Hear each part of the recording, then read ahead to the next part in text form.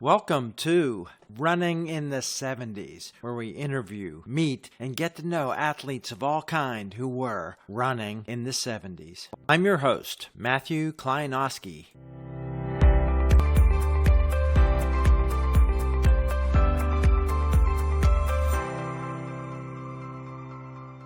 Today on the podcast, we're in New York with a guy that started in the 60s, had great success in high school, went to college, set records, did amazing things, 8-time All-American, national champion, MVP at the Penn Relays. After that career as a runner, he got the program started in Vassar College and has been coaching there a long time, has an invitational meet named after him. He's got great stories. Today on the podcast, welcome Ron Stonitsch. Hi, Ron.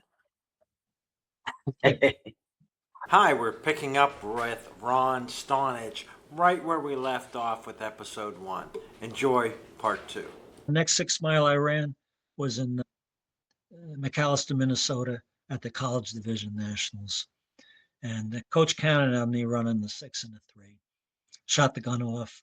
Again, not feeling so great. Bill Scobie from Humboldt State was in it.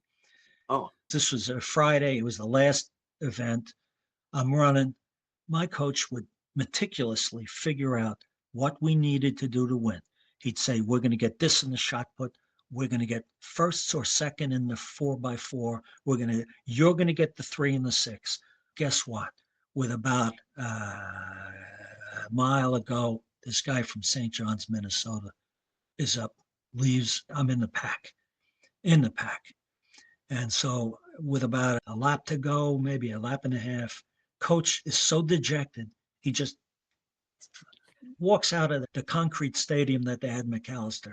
And our manager was there timing me, right? Back then, you didn't have the digital. You had the hand time. And sure enough, again, this guy from St. John's, John Cragg, looks back twice. I said, son of a gun. This is the third time this happened to me. So I said, I can catch him. I caught him and I won. Next day, I won the 3 mile. So anyway, don't look back. And and when the manager leans over the stadium and yells, Coach, you got to get up here. Stonitsch is out kicking somebody. And so he came up just in time to see me cross the type. And I went over to him and I said, ye of little faith. You had no faith in me. Anyway, that's it. Yeah. Did Scobie win it the next year or the year before? I thought he won it one year. He might have won it the year before because I didn't win it as a sophomore. I don't remember that. It's funny. I remember the ones I won.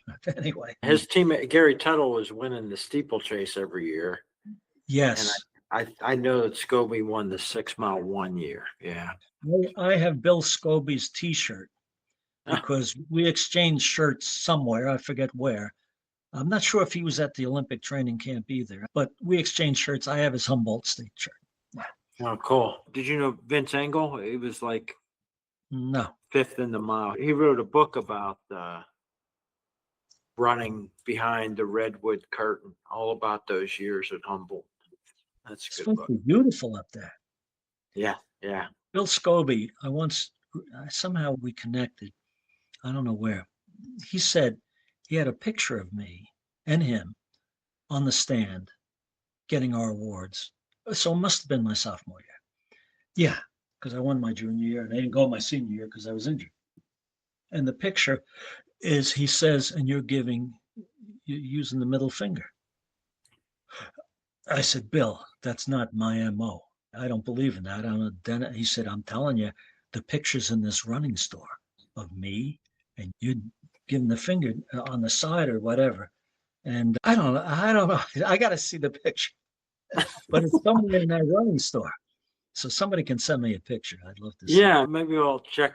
Gary Tuttle's still out there, so maybe he can go down and see if he can. I think he sent me the picture and he was right. But I wasn't like flagrantly giving anybody's finger. It was like a secret message to my team. I want to talk about the path after that, but let's talk about one more specific race, which is the 2 mile at Penn Relays. What happened in that race and what did you think going in was potential? And did you think about breaking the record at that point? I had no idea about the record. I went out, this coach today would never let it happen. My girlfriend had come, her friend was going to Penn. We stayed at their apartment. I got up, it was a 9 o'clock race or 9:30. And I was like, okay, boy, I'm tired. So anyway, I get over there and do my warm up. And I wasn't concentrating on anything. I just wanted to have a good race. I was psyched. So I wanted to control myself a little bit at the start. I can't remember if I took the lead. I'm pretty sure I did, but I ran 4:20, 4:18, pretty even. Yeah. So I don't remember any other splits.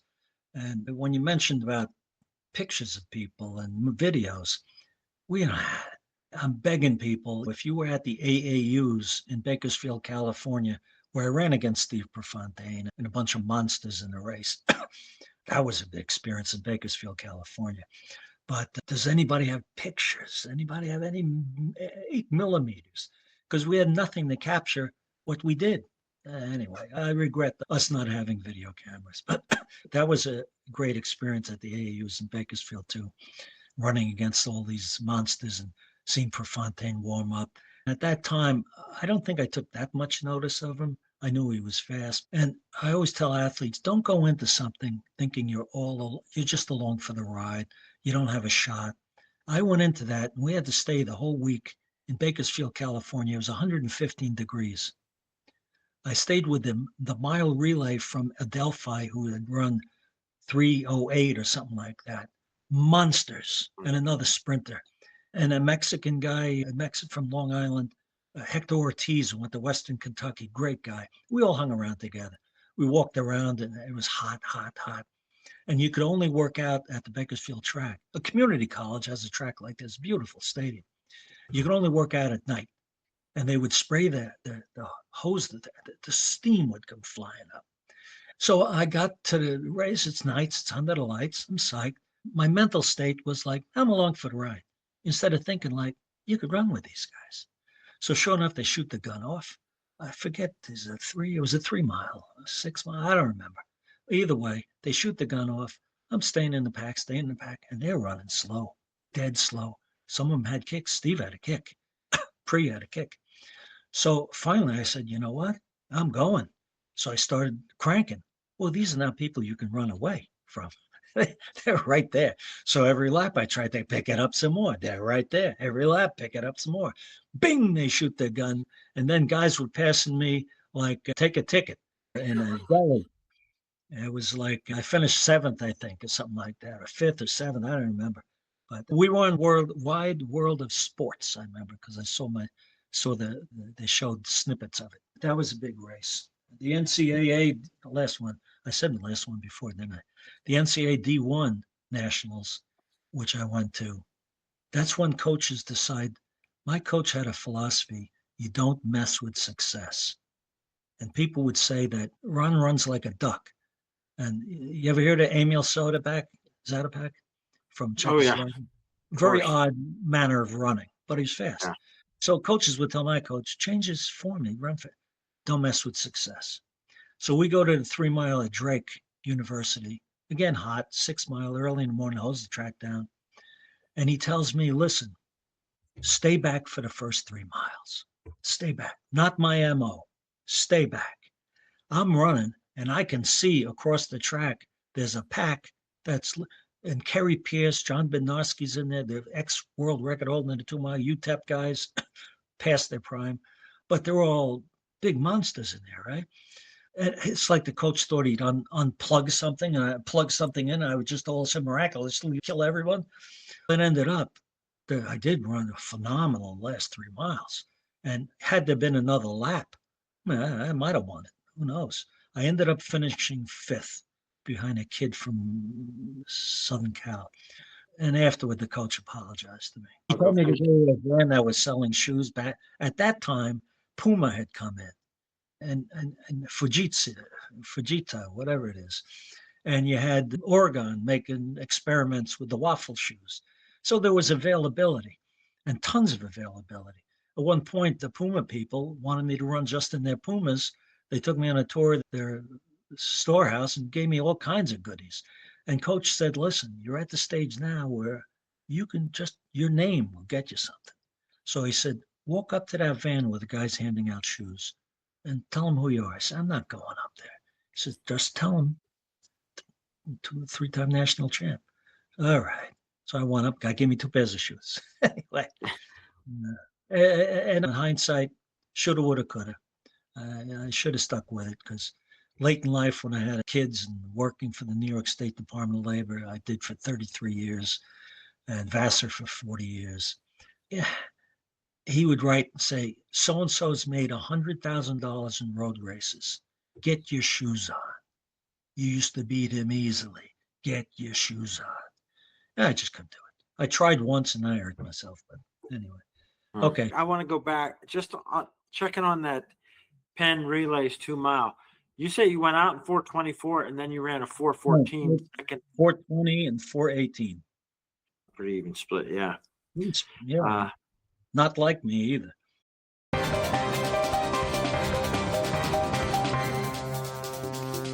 All right, let's pick it up there at the end of your 4-year college. You graduate on time? No, October 71. Yeah. They had to do some special wheel and dealing to get me to graduate. That's how bad a student I was. And I tell my athletes at Vassar that because after college, a couple of years where I hung wallpaper, painted, just screwed around. I eventually got married and went to graduate school in Cortland. And there I was working full time in a steel foundry, 7 to 3, going to class at night. And I just assumed I could take my running energy and put it into academics. I just assumed that's the way it goes. Well, guess what? When I got a notice saying like you have a 1.8 cum, you're out of here unless you pick it up. You're in a graduate school. I was trying to get a teacher's certificate. The last time you could get a teaching certificate in 1 year. I said, wait a minute. And I tell my athletes this is Vassar. Right now, I don't want to brag, but I'm very well read now. But at that time, I was like, whatever. So I started reading, taking history courses. I said, this is pretty interesting. Then I'd go to class and the teacher would say, ask a question. I'd raise my hand. I said, Grover Cleveland. I go, oh. And then she asked another question. I said, Treaty of Versailles. I said, this is what they never told me. You read the material, you learn the stuff, and you feed it back to them, and you're knowledgeable. And then I had an insatiable habit. Here's my bedside book right now, March of Folly, from Troy to Vietnam by one of my favorite authors, Barbara Tuchman. She does a great book, the best book I ever read, A Distant Mirror, about the 12, 13, 1400s. Fantastic. Wow. Nice. Then I recognized, I started, my cum went up, I graduated 3 point something, whatever, and I got my degree.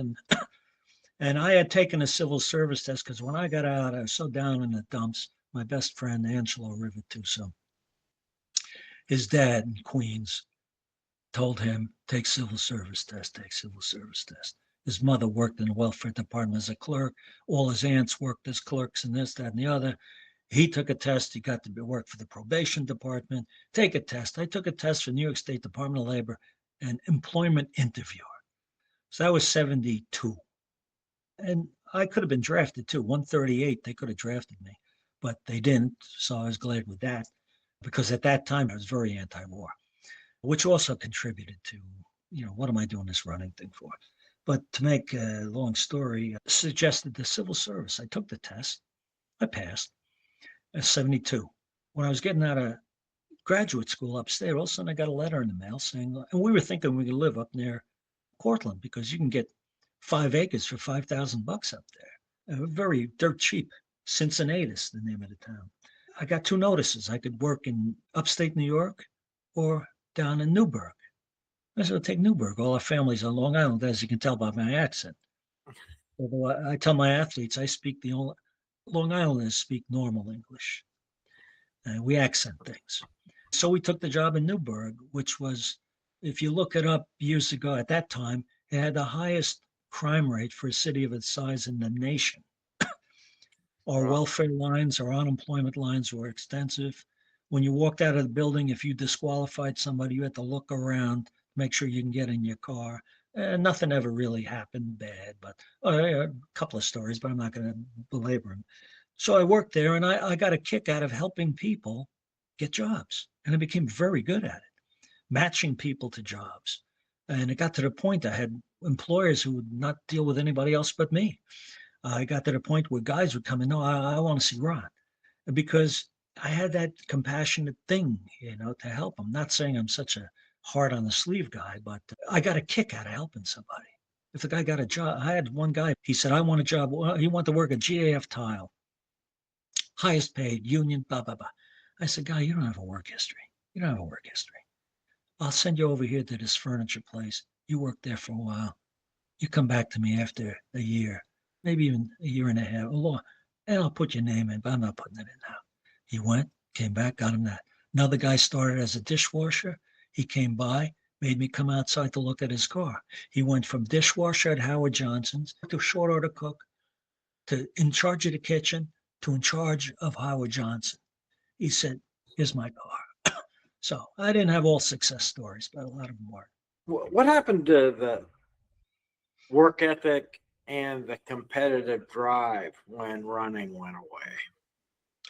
The competitive drive, one thing that we had in the Department of Labor, we were very competitive with placing people on jobs. Not that we got any extra money for it. We didn't. But I got a kick. If I got 50 placements in a month and somebody else got 52, I'd say, son of a gun. And then I would look at his placements. I say, this isn't a valid one, for crying out loud. Anyway, we were very competitive in that. I got a kick out of looking at my stats. I love my stats. The number of times you call employers to develop jobs, the number of tax credit vouchers you give people. I was always leading in those areas. And then I started there in 76. And then a friend of mine, Tom McMahon, rest in peace again, I'm saying that a lot, came over and said he saw an ad in the newspaper at Vassar College. It was 1982. He says, you should apply. So I went over. That was like $200 a team.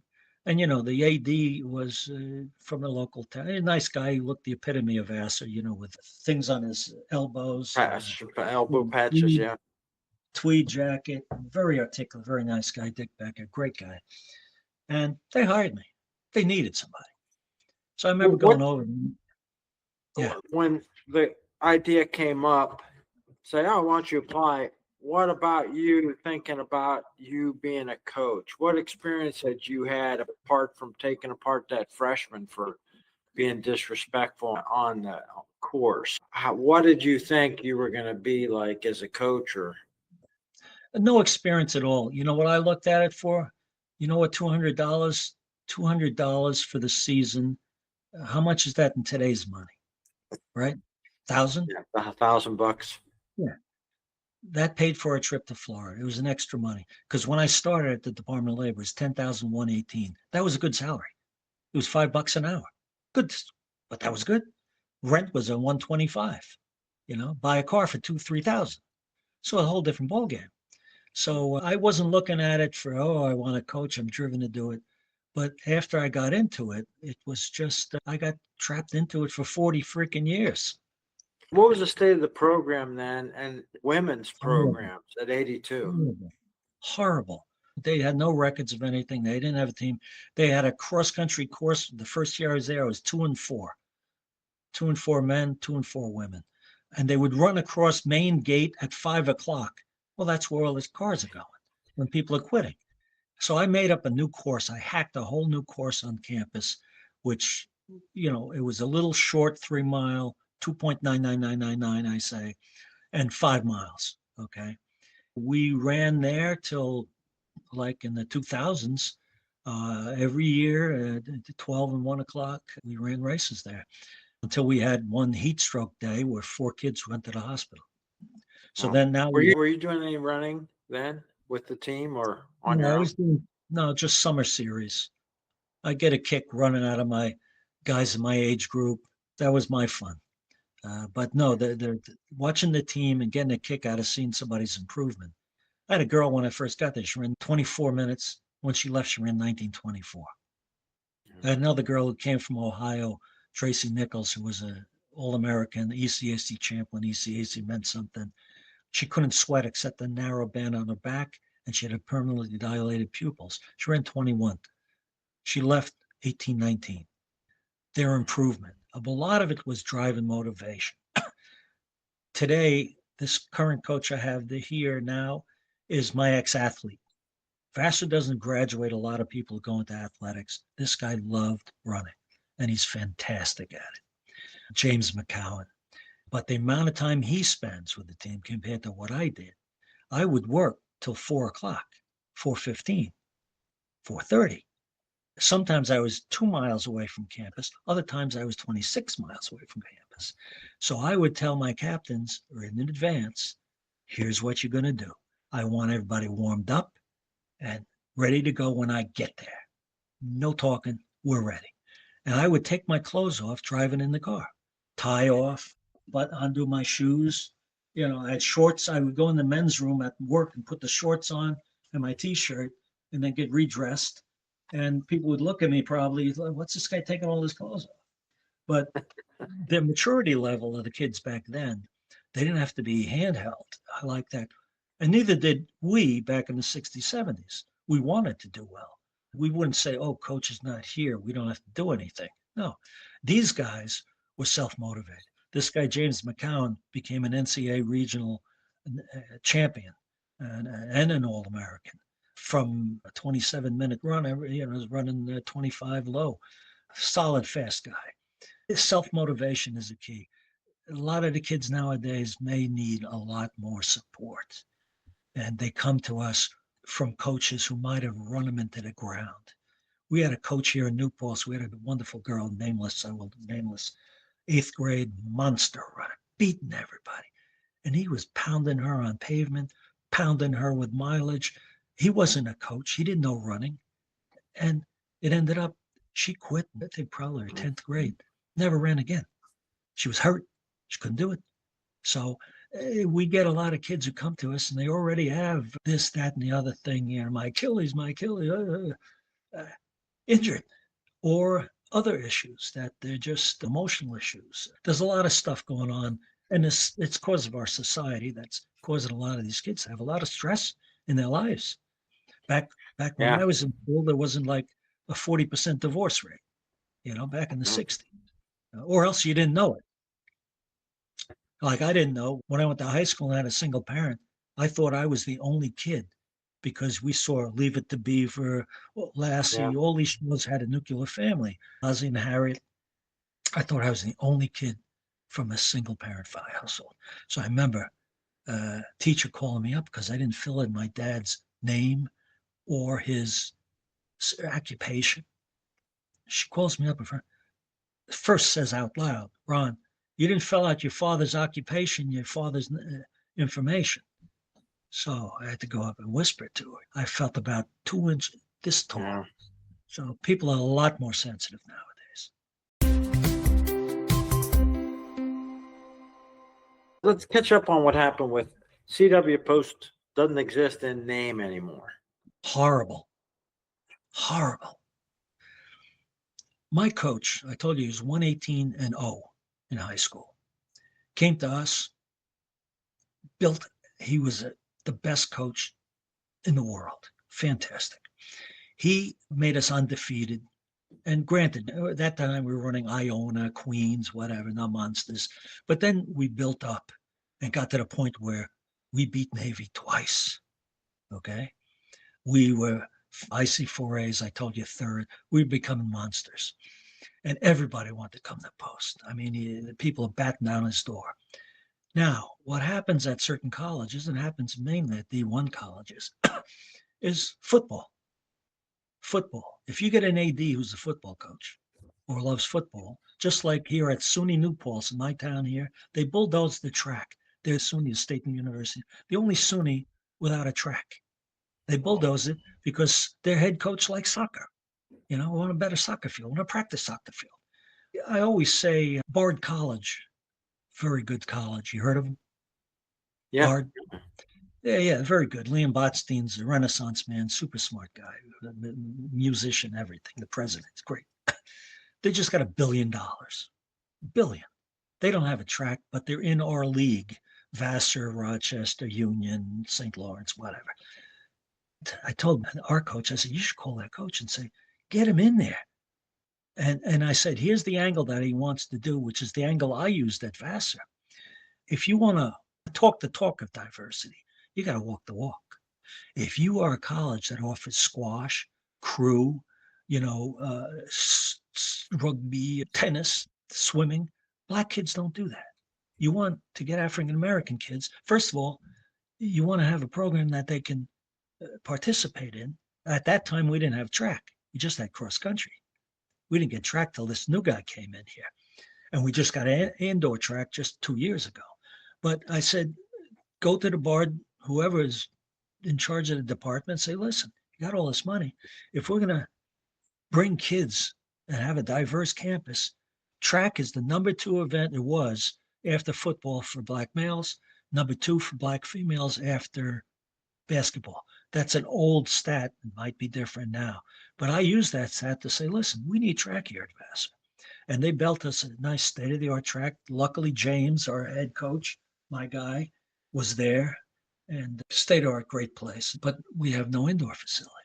So we have no place to go.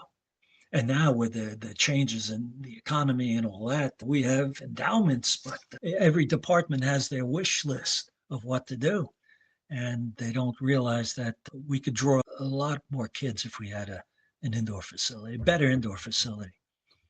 So. I want to ask you then too about recognition. Like you've told some stories where, people are going to know your names. Take advantage of that. Did any of your kids know who you were at Vassar? And did you tell them your own personal running stories? Oh, yeah. Ad nauseum, I told them stories. Matter of fact, I would tell them, listen, if I repeat the same damn story, tell me. Just cut me off right away. I always told them, say the word banana.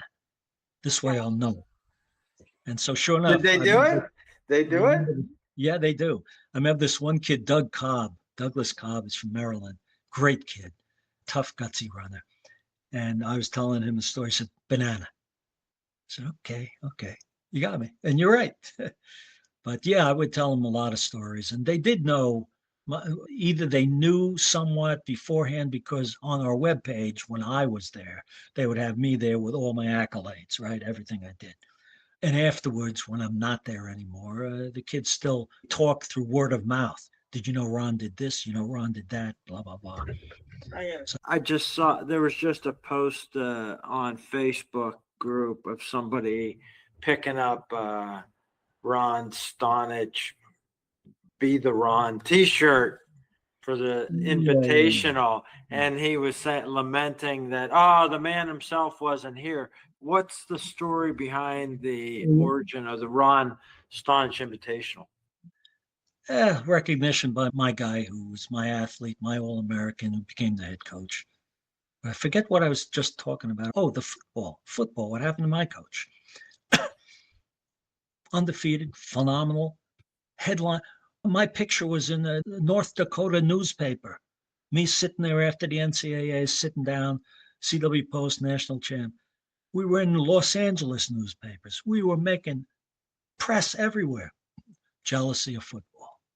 They came back one day and said to him, listen, we're going to have to take 2 scholarships away from you. Now, he said, I already offered this to 2 kids from New Jersey, monster kids. They're going to make a difference in the program. Because like I said, every fast kid wanted to come there. Sprinters to weight guys. They said, well, it's something we have to do for this program. And the AD was a football guy. And the assistant AD was a lacrosse football guy. So he said, you do that and I quit. I'm going to quit. So they don't care. They could care less. They can't see the forest for the trees. They're cutting off their nose to spite their face. What's that thing about something rising? All boats rise when, Tide rises, all boats. Yeah. Everywhere. Not only that, we had football track guys who helped us win the meets.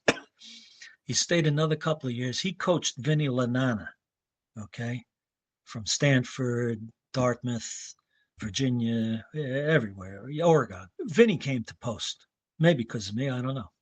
Mainly because of Chernock and our reputation. He leaves. He goes down to City College. He's a New York City kid, but he's from Long Island, lives in Long Island. Went down, took over Baruch College, I think it was, not Baruch, whatever school it was. They ended up winning the CUNYs because of that philosophy he had to go out and get kids. You can do this. I think you can do that. I think you can do that. He ended up winning the CUNYs. I can't remember the school, but either way, he won. He went from there to Princeton, where he helped coach Craig Masback, okay, who's a phenomenal runner. He worked at Princeton for a while when an opportunity came up for him to go to William and Mary. Moved down to William and Mary. The deal was the head coach was probably going to retire. You're going to be in line. You'd be the assistant. You take care of all the distance guys. You do the cross country program. Your head coach with that. You'll get track once this guy retires. But again, football rears its ugly head. And a football shot putter guy came to apply who's a William and Mary alumni. And once they gave him that, he said, that's it, took it away and he was gone. He would have made William and Mary monsters. As it is, when I went to his celebration of his life after he passed away, lots of William and Mary guys came. That's the sad story about what he could have done. And I look back at my coulda, woulda, shoulda. There's a lot of them. He was an amazing coach.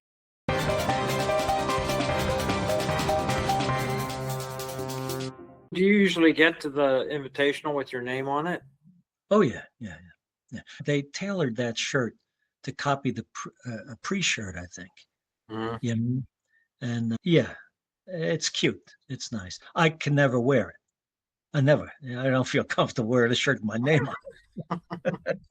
That's not right. What about the Penn Relays watch and the other memorabilia? Like you said, there's a gap in some of the footage and stuff. Maybe Ralph Cerna and Runners Reunited, those guys out in California, when they get together, we can say, hey, they have a lot of stuff, and people are figuring out what to do with Mike Finelli's stuff. Maybe some of that stuff is around and spread around. Well, yeah. I got the watch. I had a KSC watch that I won.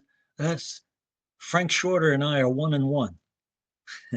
There's a picture of me running at Rutgers when I was a sophomore and he was a senior. And the race was won by Art DeLong, I think. I'm not sure what I finished, 4th or 5th. And he finished 2nd or 3rd. And then we were in Madison Square Garden.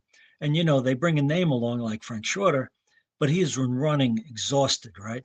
I got him when he was exhausted. I think I ran an 8:45 indoors. He ran 8:47 or whatever the heck it was. And we compared watches at the end. A gentleman, a really decent guy, not a snob. My KSC watch I gave to my friend Angelo. He gave it to his father. I asked him, what the hell is it? He says, I don't know. So anyway, in terms of other awards, I remember once they flew me to a meet in Canada, Hamilton, Ontario, to run against, I don't know if it's Jerome Drayton, I don't know, some bunch of Canadian guys. I won and they gave me a Highlander picture thing. And another race I won, they gave me a Schaefer beer plexiglass thing about yay long. I wish I had that. It was gigantic, encased in plexiglass. But yeah, so you haven't kept that, a lot of that stuff. Trophies I gave to the high school coach. He'd take the thing off and just slap something on. Your name's going to be in the books forever for a lot of these. Not CW Post has become Long Island University, but those records are still there 50 some years later. They're not keeping track of them. They really don't. They used to have them on the wall.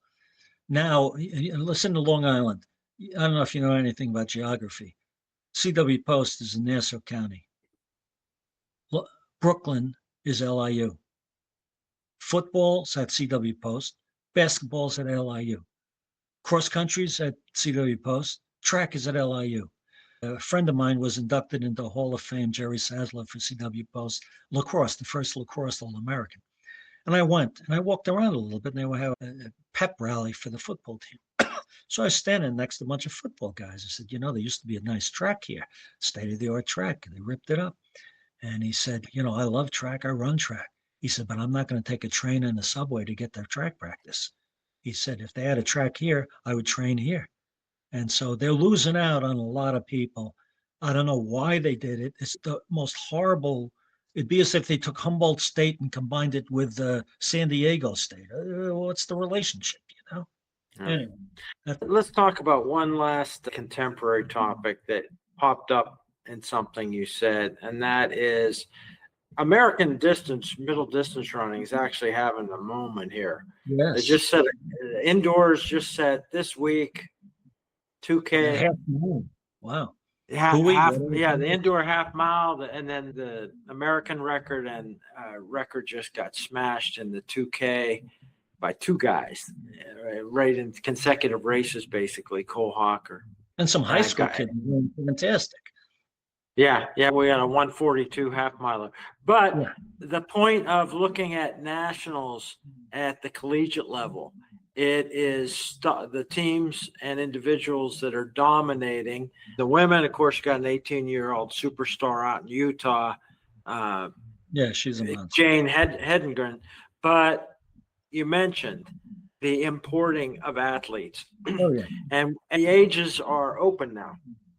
Oh, You can run when you're 28. Oh, geez, Louise. Yeah, the NCAA is screwing up with this pay-to-play D1 football, basketball. It's just a nightmare from hell. We couldn't accept anything way back when, even a pencil from somebody. When I was in school, there wasn't that many. I remember Tom Donnelly from Haverford. I went up to him once and we were talking during a meet, and I said, I had to run against all you Irishmen, imported from Ireland. Donald Walsh was a guy who I used to run against, Donald, and he had such a strong brogue accent, Irish accent. After the end, I couldn't do an accent. I couldn't understand it. Nice kid though. And Donnelly looked at me, says, I was born in America. I'm not, I'm Irish, but I was born here. I said, oh, sorry. It's just I was so used to hearing about your Irish imports.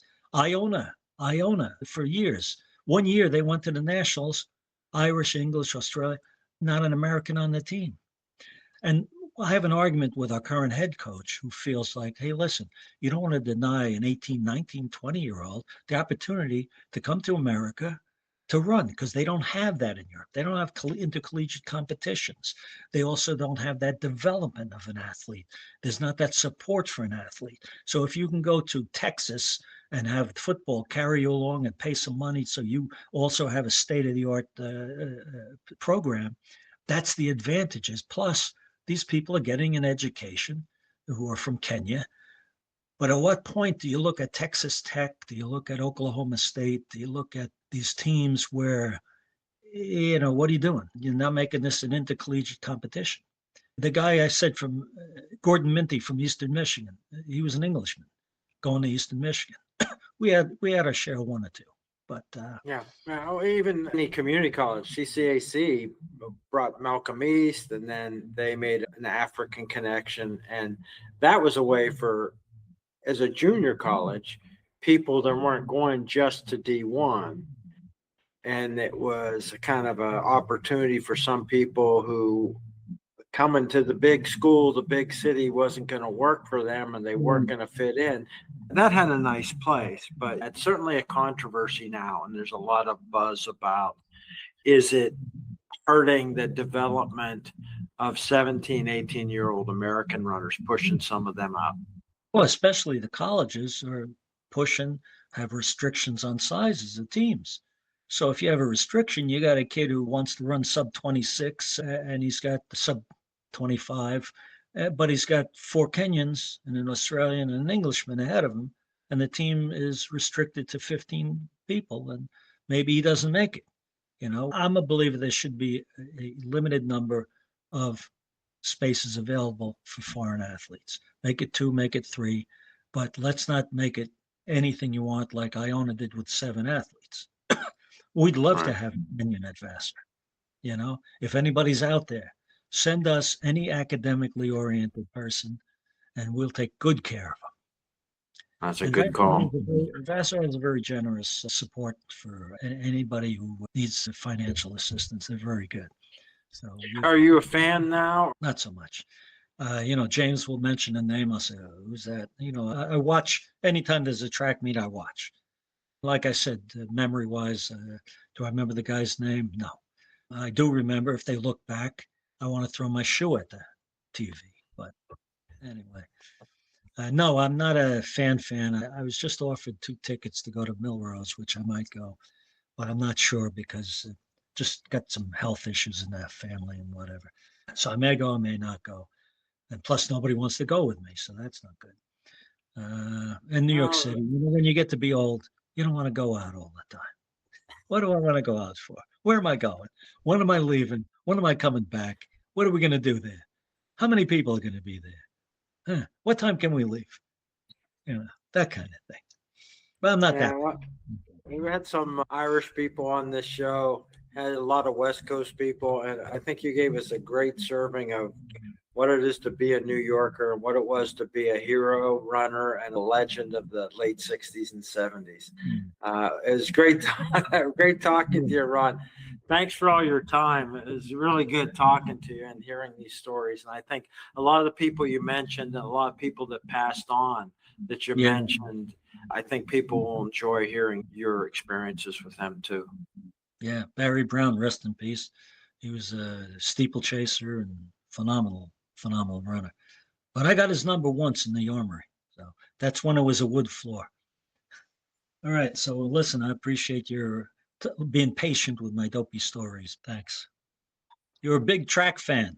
Yeah, I ran track my freshman year. I ran in high school and had some success, and I had a little bit in my freshman year. Oh, wow. The West Coast. So I've talked to a lot of those guys from Humboldt State. There's a lot, and they're fascinating lives. I stay in touch with them. Like Vince Engel is a guy who is like a 410 miler, and he lives in Spain now, and he's writing a travel book. He's online all the time writing. And I'm wondering if Gary Tuttle might have some of these photos. And they're in touch with Ralph Sterna, who ran with Steve Scott and Tom Hunt, Cal Irvine. You see pictures of Steve Scott with a sub-4 on his. Yeah, they have a reunion every year called Runners Reunited. And it's mostly these California guys get together and they bring all their memorabilia in. So they may have some pictures of the Bakersfield stuff. Oh, that'd be great. I'd love to see it. Yeah. But there's a few people going off the record. I mean, did you know Sam Bear? No, knew of him. Just like I knew Waddle, Dave Waddle. And a lot of us heaved a sigh of relief at the Penn Relays that year because everyone said, Bowling Green's coming. And they had a guy, Sid Sink, who could do distance and steeple and whatever. He was a steeple. But Waddle was going to come, and they're a solid team. And then we heard they weren't coming, so we were happy. I've had Sid on here. He has a track meet named after him, too. Wow. And I've had Dave Waddle on here. And when I ran, Edinburgh was still pretty much a powerhouse in the Division II stuff. And some of those guys, Kevin Foley came from Ohio. So then I connected to a lot of the Ohio runners. Dave Waddle's name came up, and he heard one of the podcasts. And he said, I heard you want to talk to me. Said, yes, sir. So he has great behind the scenes stories. He must. Yeah. He took like Scotch tape and plastic and made his wife a fake Olympics pass because he got married right before the Olympics. He wasn't supposed to. They said, you can't take your wife. We want you paying attention here. So he went and stayed in the athletes' village, and he was there when the shootings happened. Oh, God. Right? But his wife was there, and he made her a fake pass. Put her photo on it, and he has some hilarious, because he's a nice guy. He's not a squirrely, scam the system type guy. Well, we us old timers like to talk about the glory days, like Bruce Springsteen's song. I appreciate you talking to me. Thanks a lot. I enjoyed talking to Ron Stonitsch. I hope you enjoyed our discussion and this episode. Again, all the episodes are out on YouTube, so you can watch them in video. Hey, I hope you enjoyed another episode. Do you have someone you'd like to hear interviewed on the podcast? You can leave a comment on the YouTube channel or on the website running70s.com. That's running70s.com.